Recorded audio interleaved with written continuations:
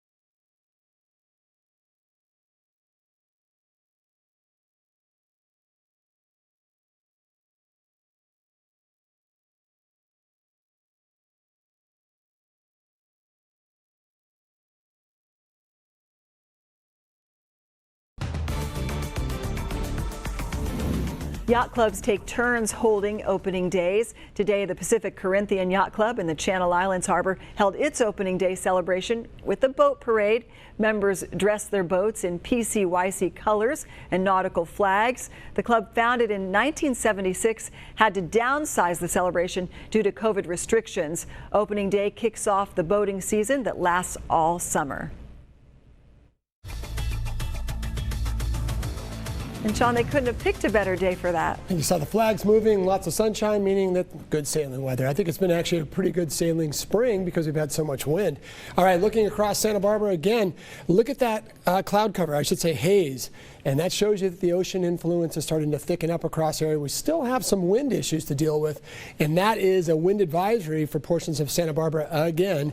We'll hold on to this. Maybe we can go ahead and roll the dice and make a good bet that we won't see this again tomorrow night as we get more of a straight west influence rather than the northwest influence. Now today, look at Ojai, back up into the 80s, Goleta at 68, and then Santa Barbara, just a really comfortable pairing with San Ynez at a nice 73 degrees as you headed farther north and west.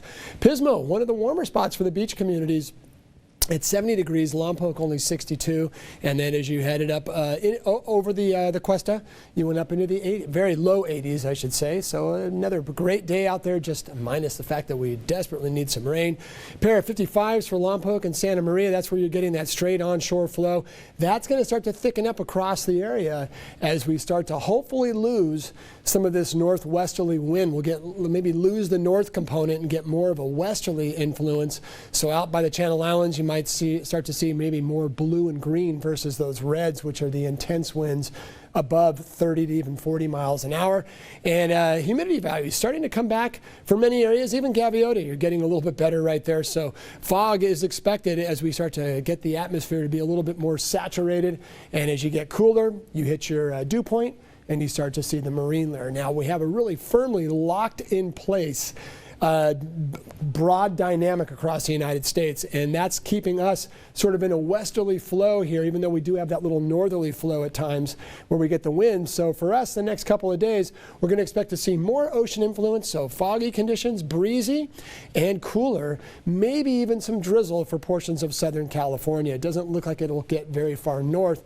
I'll try to show that in just a second. The winds start to really kind of peter out as we head into the next couple of days, so that's good news there. Now, as we go through our FUTURECAST right here, watch what happens for the morning hours. We'll do 3 days here. For Monday, cloud cover gets well into the coastal plains of Southern California, maybe not so much on the south coast, and then again on the central coast. Now watch what happens, and maybe you can take a little visual snapshot.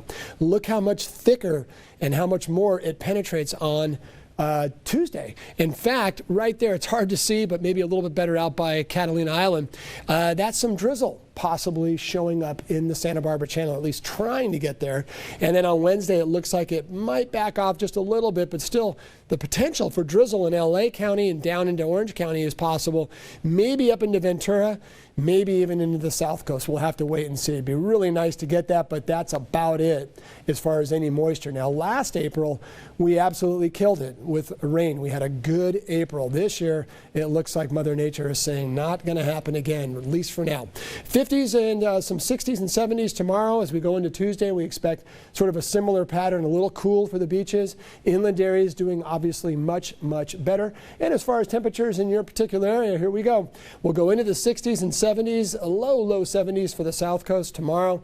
Winds expected to be lighter. Now, hopefully, Mother Nature's not going to slap me back with another wind event tomorrow night, but it looks like we should do better with that. As you head farther to the north and west of Point Conception, some maybe high 50s for the beaches, 70s as you head up into the warmer spots of those interior valleys.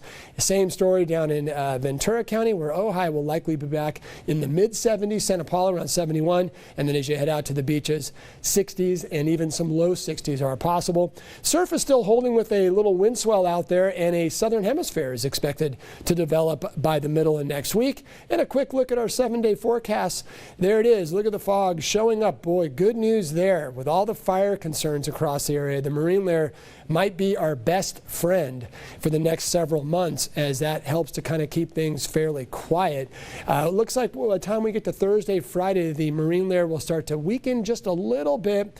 No big shocks to the system expected, so maybe the cloud cover will just be more retreating back toward the immediate coastline as we head toward next weekend. And a slight warming trend will develop as we go into next weekend as well. So marine layer, maybe some drizzle, we hope. And then a pretty quiet and albeit dry forecast. Tracy? That's Sean. It is Torch Run time. We will show you where the run is going this week. And in sports, a meaningful Masters moment for an entire country. That's still ahead on your local news channel, live at 6.